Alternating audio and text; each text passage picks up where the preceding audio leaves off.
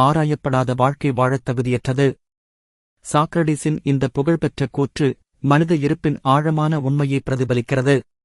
நாம் ஏன் வாழ்கிறோம், நமது செயல்களின் அர்த்தம் என்ன, நாம் எதை நம்புகிறோம் என்பதைப் பற்றி சிந்திக்காமல் ஒரு வாழ்க்கையை வாழ்வது உண்மையில் ஒரு முழுமையான வாழ்க்கையாக இருக்க முடியாது.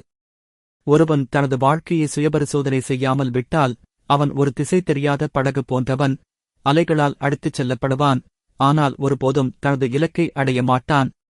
வாழ்க்கையை ஆராய்வது என்பது நம்மை நாமே ஆழமாக புரிந்துகொள்வதுடன் தொடங்குகிறது.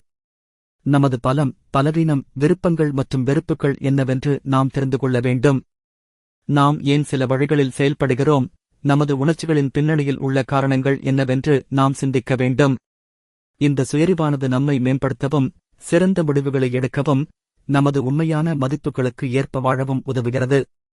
மேலும் வாழ்க்கையை ஆராய்வது என்பது நாம் வாழும் உலகத்தை புரிந்துகொள்வதையும் உள்ளடக்கியது. நமது சமூகம், அதன் வரலாறு, அதன் தற்போதைய நிலை மற்றும் அதன் எதிர்கால சாத்தியக்கூறுகள் பற்றி நாம் தெரிந்து கொள்ள வேண்டும்.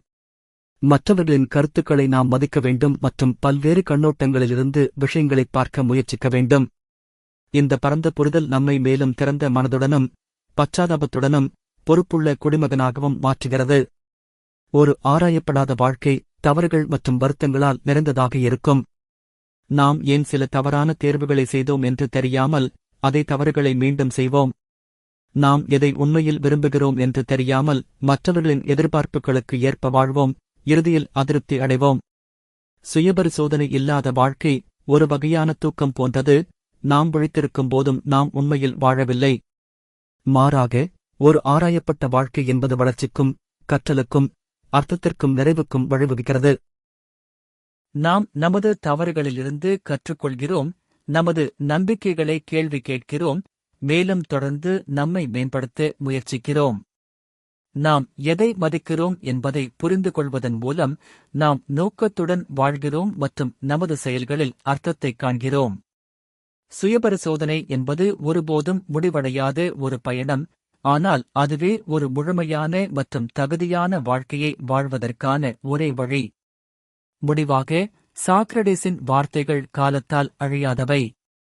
ஒரு ஆராயப்படாத வாழ்க்கை வெறும் உயிர்வாழ்வை தவிர வேறில்லை. நாம் நமது வாழ்க்கையின் ஒவ்வொரு அம்சத்தையும் கேள்வி கேட்கவும், சிந்திக்கவும், புரிந்து கொள்ளவும் முயற்சிக்கும்போதுதான் நாம் உண்மையில் வாழத் தொடங்குகிறோம். எனவே ஒவ்வொருவரும் தங்கள் வாழ்க்கையை ஆழமாக ஆராய்ந்து அதன் அர்த்தத்தையும் நோக்கத்தையும் கண்டறிய முயற்சி செய்ய வேண்டும். அதுவே நாம் நமக்குச் செய்யக்கூடிய மிகப்பெரிய பரிசு.